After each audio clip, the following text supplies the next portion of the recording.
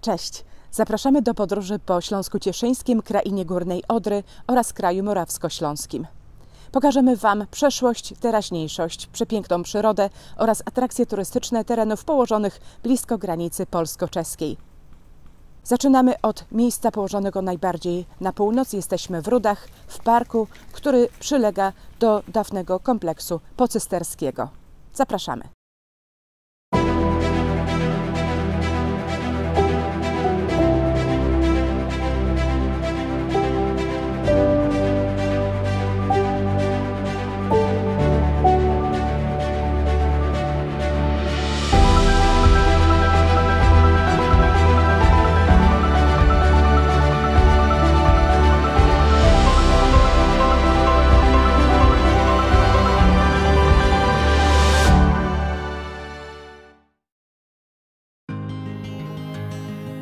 Rudy to ciekawa, wciąż zbyt mało znana miejscowość, położona niedaleko Raciborza na Górnym Śląsku. Dziś można tu wygodnie dotrzeć samochodem. Kiedyś ważniejsze było połączenie kolejowe, po którym pozostał budynek stacji i obiekty zaplecza technicznego, zamienione w Muzeum Kolei Wąskotorowej. Jako miłośnicy podróży koleją nie mogliśmy ominąć tego miejsca. Jaka jest jego historia? Pod sam koniec XIX wieku do Rud dotarła kolej, która miała połączyć Gliwice z Raciborzem. W Rudach znajdował się nie tylko budynek stacyjny, ale też zaplecze techniczne całej linii liczącej 51 km, jak choćby lokomotywownia z kuźnią czy warsztaty naprawcze taboru. Przez dziesięciolecia koleją tą podróżowały tysiące pasażerów i tysiące ton ładunków. Pomyślny rozwój linii na krótko przerwała II wojna światowa, kiedy w 1945 roku po zajęciu Rud Armia Czerwona ograbiła i spaliła budynki kolejowe, a jej żołnierze rozebrali połowę torów. Po szybkiej odbudowie i włączeniu linii do górnośląskiej sieci kolejek wąskotorowych kolej znów cieszyła się dużą popularnością. W późniejszych latach frekwencja była jednak coraz słabsza i ostatecznie w 1991 roku z Rud odjechał ostatni pociąg z pasażerami do Gliwic.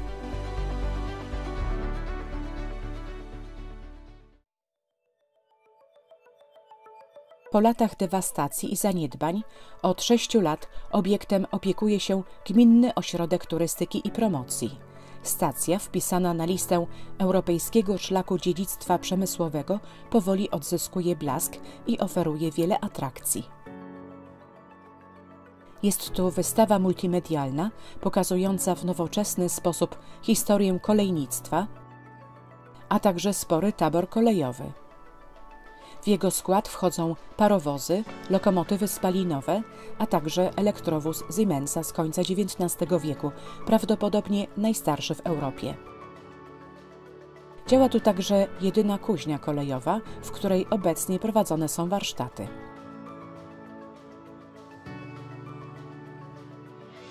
Czas zatem na krótką przejażdżkę. Lokomotywy ciągną wagoniki z pasażerami na 2 trasach. Nasza podróż odbyła się na trasie Rudy, stanica Rudy. Po dotarciu do stanicy lokomotywa jest przeczepiana na drugi koniec składu i wyrusza w drogę powrotną.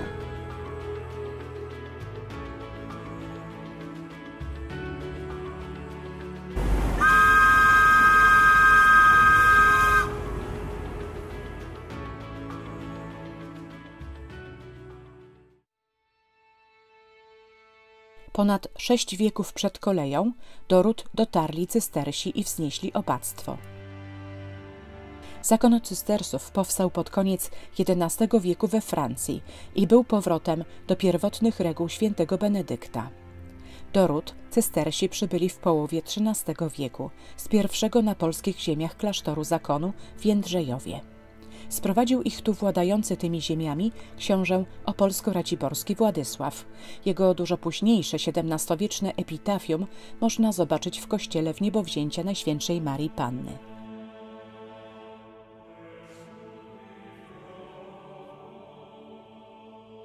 Kościół ten stanowił centrum życia zakonu. Ceglana, trójnawowa świątynia w stylu gotyckim z elementami romańskimi powstała w drugiej połowie XIII wieku na miejscu pierwszego drewnianego kościoła.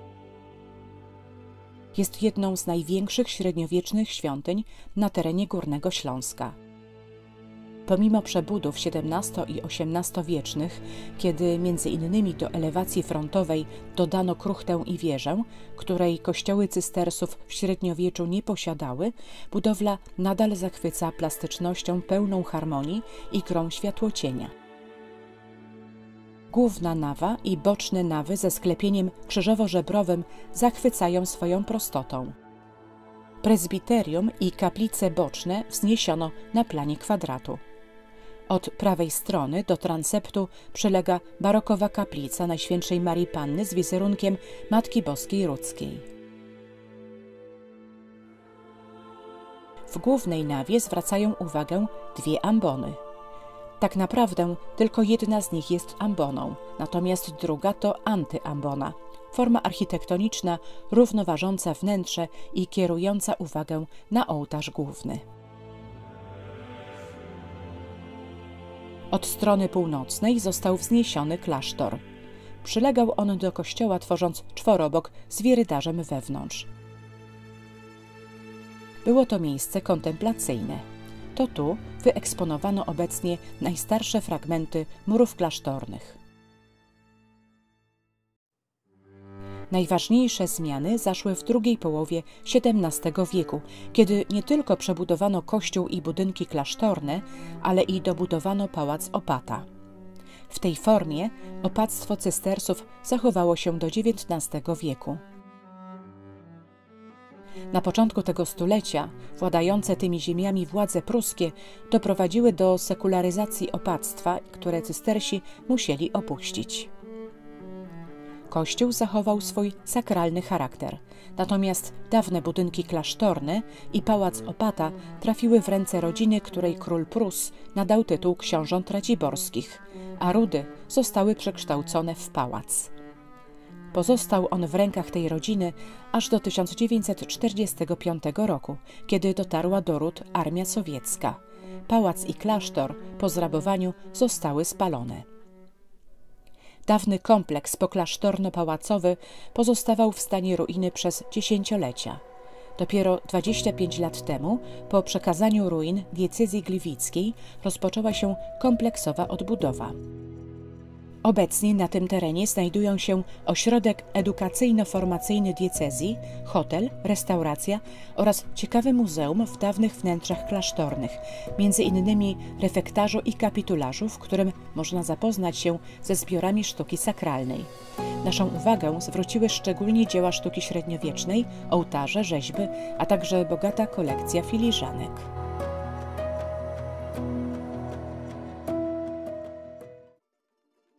Zespół dawnego klasztoru to również przepiękny i rozległy park. Już niemal 10 wieków temu cystersi hołdowali modnemu w naszych czasach zrównoważonemu podejściu do architektury z zachowaniem równowagi między dziełem rąk ludzkich a naturą.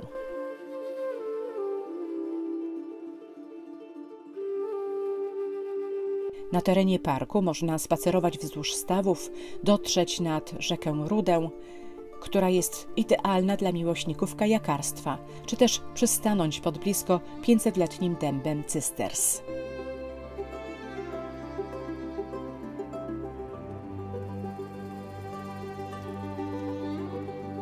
Park przypomina, że cystersi przez stulecia sprawnie gospodarowali w rudach. Prowadzili uporządkowaną gospodarkę rolną, budowali kanały i zakładali hodowlane stawy rybne. Zajmowali się też bartnictwem, browarnictwem, produkcją węgla drzewnego i smoły.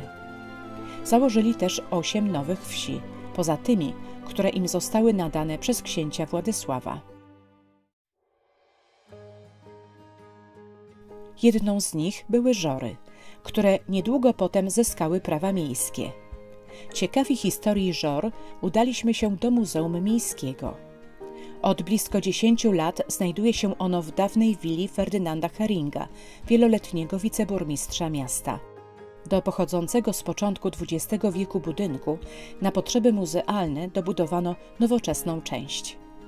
We wnętrzu obiektu znajdują się dwie wystawy stałe. Pierwsza z nich, Nasza tożsamość, to spacer przez różne epoki. Od komory ze sprzętami używanymi przez pokolenie pradziadków po mieszkanie z wielkiej płyty z lat 80., które sami dobrze pamiętamy i nie jeden z pokazanych eksponatów był przedmiotem naszego codziennego użytku.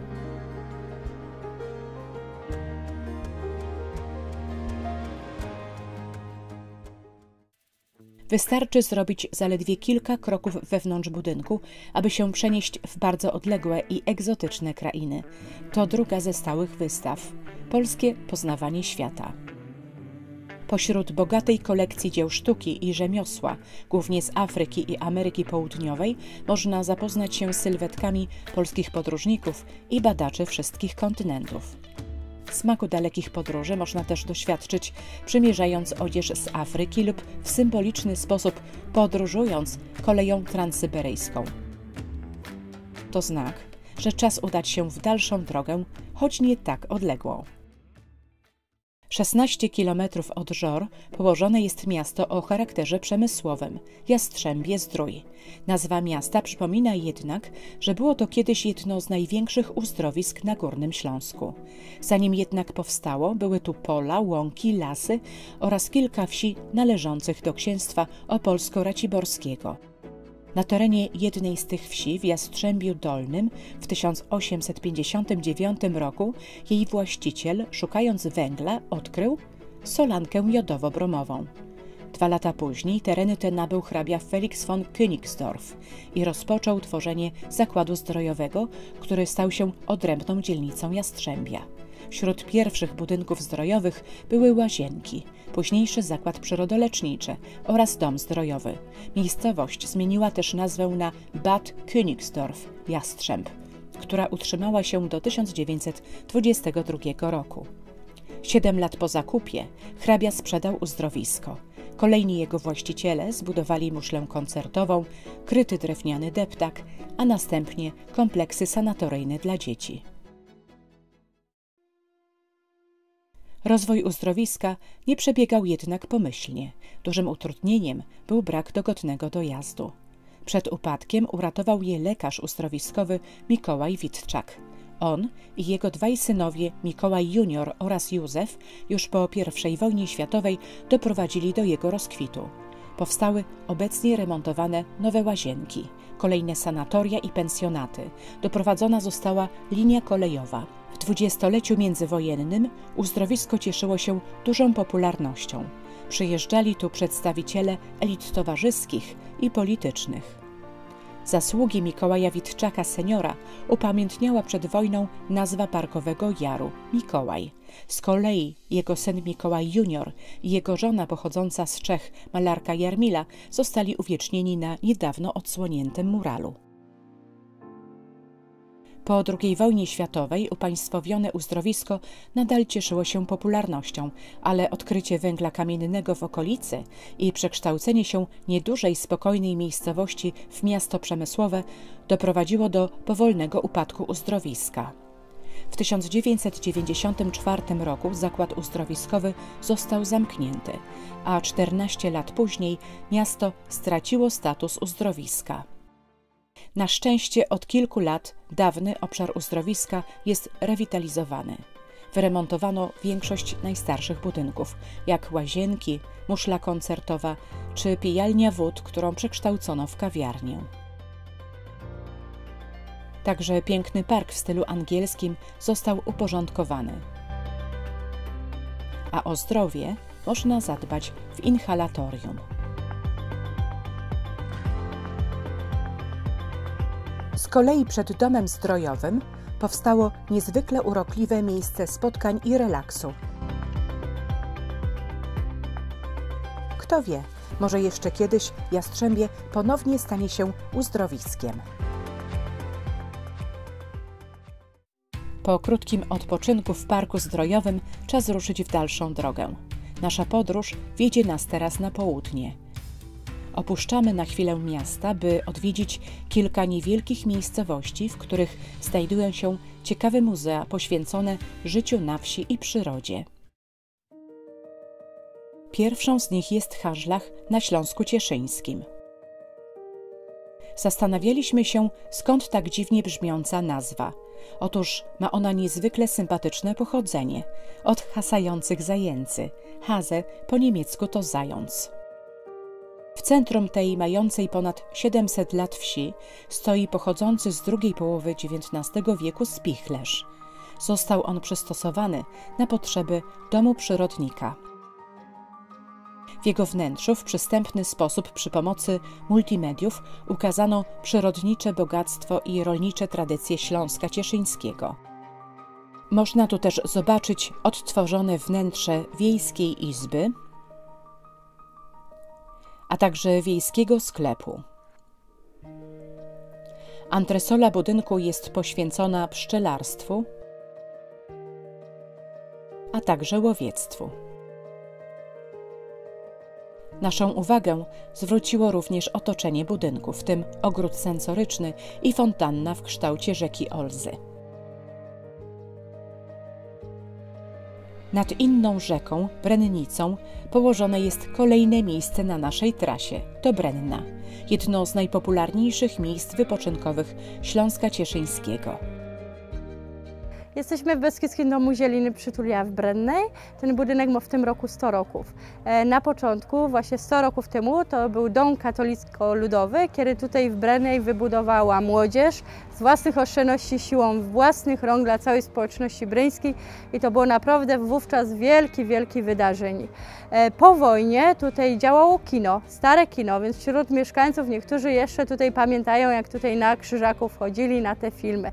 Później to był GOK, Gminny Ośrodek Kultury, siedziba GOK-u, aż do 2015 roku, kiedy ten budynek już coraz bardziej niszczał, więc trzeba było go remontować. I z projektu z czeską Bystrzycą tutaj gmina Brenna go wyremontowała, toć teraz mamy Beskidzki Dom Zielin Przytulia, kają go domy o ziołach i poprzez te zioła opowiadamy całą tutaj historię, dziedzictwo naszych górali śląskich, bo te zioła przenikały codzienność górala. Poprzez nich możemy opowiedzieć naprawdę każdą dziedzinę życia. No i tak mu opowiadamy o medycynie, o magii, o kapkę o kuchni, o strojach, o pasterstwie, o świętach, o obrzędowości rodzinnej. Częstujemy tutaj też naszą herbatką zielin, zaparzamy naszym gościom. No i pokazujemy nasze filmy, więc zapraszamy bardzo serdecznie na warsztaty, na tutaj zwiedzanie naszego małego muzeum, ale też tu mamy moc atrakcji, bo i koncerty, najróżniejsze wydarzenia. Dodamy tylko, że od samego wejścia mieliśmy wrażenie przebywania w wyjątkowym miejscu. Towarzyszył nam przepiękny zapach naturalnych ziół. Upały w Brennej i górski krajobraz sprawiły, że zatęskniliśmy za zimą i białym puchem. Niestety, o tej porze roku stoki Poniwca i Wielkiej Czantorii w pobliskim Ustroniu porasta trawa, a wyciągi i armatki śnieżne są nieczynne.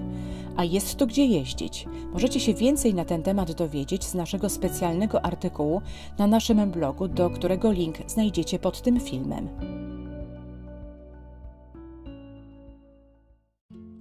Przez pasma górskie biegnie granica. Można ją przekroczyć na przykład na mało ruchliwym przejściu granicznym w Lesznej Górnej.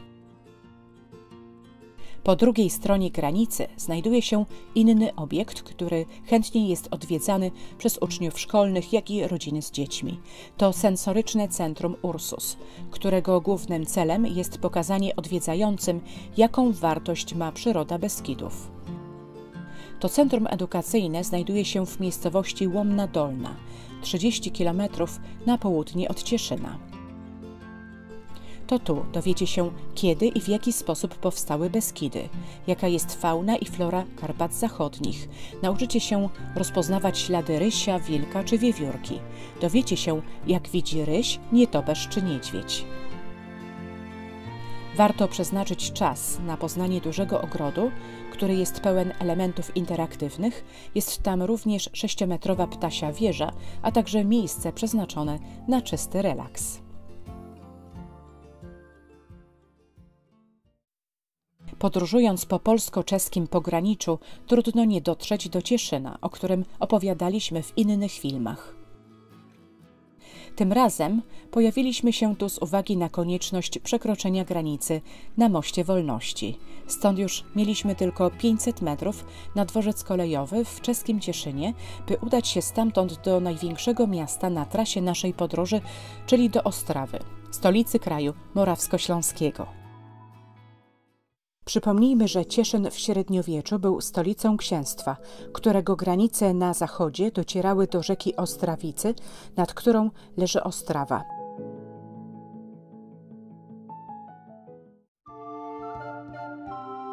Granicy tej strzegł od XIII wieku zamek. Powstał on u zbiegu rzek Ostrawicy i Łucyny przy brodzie na szlaku z Opawy przez Cieszyn do Krakowa. Zbudowany został na wzniesieniu, na planie trapezu z trójkondygnacyjnym budynkiem mieszkalnym i co najmniej równie wysoką wieżą. Wewnątrz murów były też liczne zabudowania drewniane, a całość otaczała fosa. Gdy w 1327 roku książę cieszyński Kazimierz uznał zwierzchność królów Czech, zamek przestał pełnić rolę granicznej strażnicy. Syn Kazimierza, książę Przemysław Noszak, przekazał zamek w prywatne ręce i od tego czasu wielokrotnie obiekt ten zmieniał właścicieli. Kolejne stulecia to przebudowy i rozbudowa zamku. Pojawiła się m.in. wieża bramna. Poważne uszkodzenia zamku spowodowały wojska neapolitańskie, duńskie i szwedzkie podczas wojny 30-letniej. Mimo to w 1637 roku zamek musiał być w dobrym stanie, ponieważ nocowała tutaj siostra cesarza Ferdynanda III, Cecylia Renata Habsburg, w drodze do Królestwa Polskiego na ślub z królem Władysławem IV. Arcyksiężna podążała śladem swojej ciotki Anny, która niemal pół wieku wcześniej, zanim poślubiła ojca Władysława, króla Zygmunta III Wazę, też tutaj nocowała.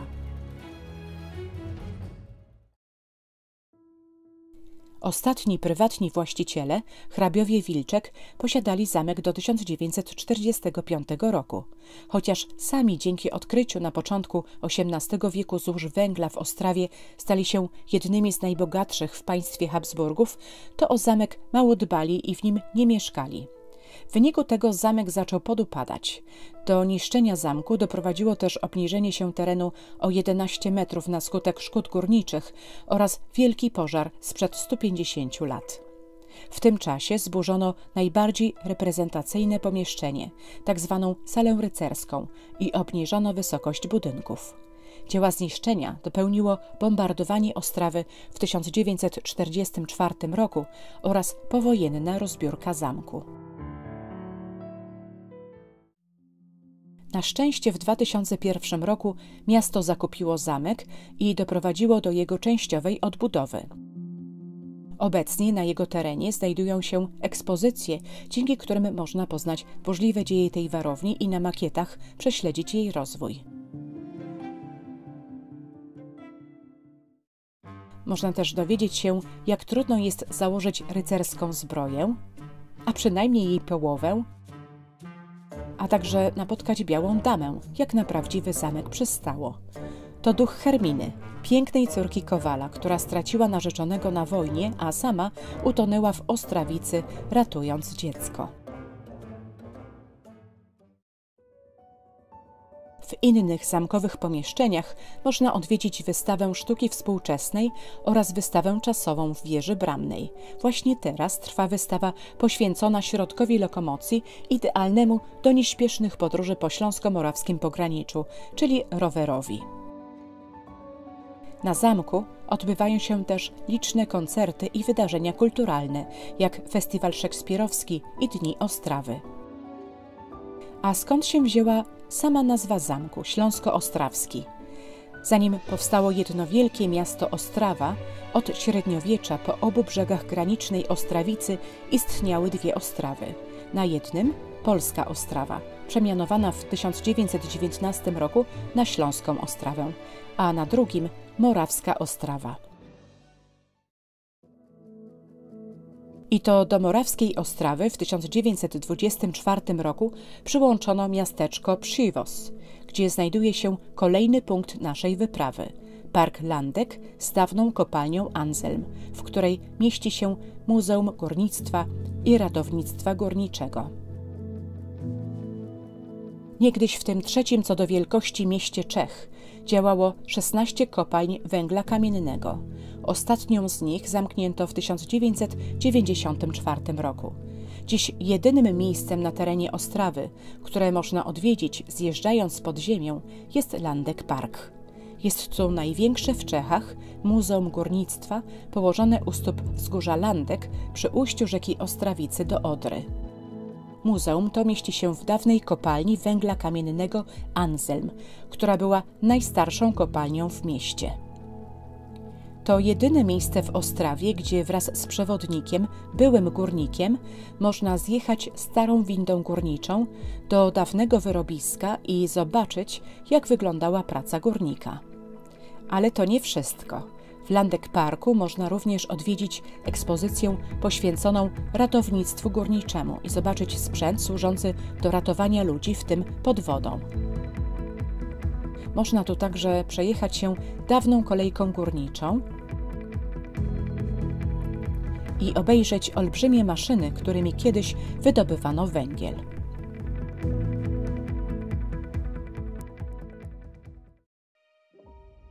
Rozwój przemysłu uczynił Ostrawę w XIX wieku bogatym miastem. W tym okresie powstało wiele imponujących budynków, zachwycających swoją architekturą. Po inspirację sięgano do Wiednia, a nawet Rzymu. Tak jest w przypadku katedry Boskiego Zbawiciela. To jedna z największych świątyń na terenie Moraw. Powstała ona w latach 80. XIX wieku według projektu austriackiego architekta Gustawa Meretty. Jej uroczyste poświęcenie jako fary miało miejsce w 1897 roku, kilka lat po ukończeniu budowy, a blisko 100 lat później kościół został ogłoszony katedrą nowo utworzonej diecezji opawsko-ostrawskiej. Monumentalny fronton tej neorenesansowej budowli wieńczą dwie 67-metrowe wieże.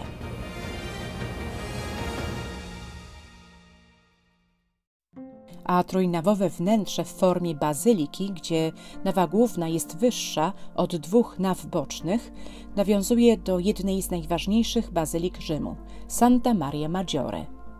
Widać to szczególnie w półokrągłej absydzie wieńczącej nawę główną, kasetonowym stropie, jońskich kapitelach, układzie okien ponad nawami bocznymi. Naszą uwagę zwrócił nowy ołtarz główny, w którym znajduje się szklany relikwiarz świętej Jadwigi Śląskiej, patronki Śląska i diecezji, a poniżej mensa ołtarzowa wykonana z jednego kawałka marmuru.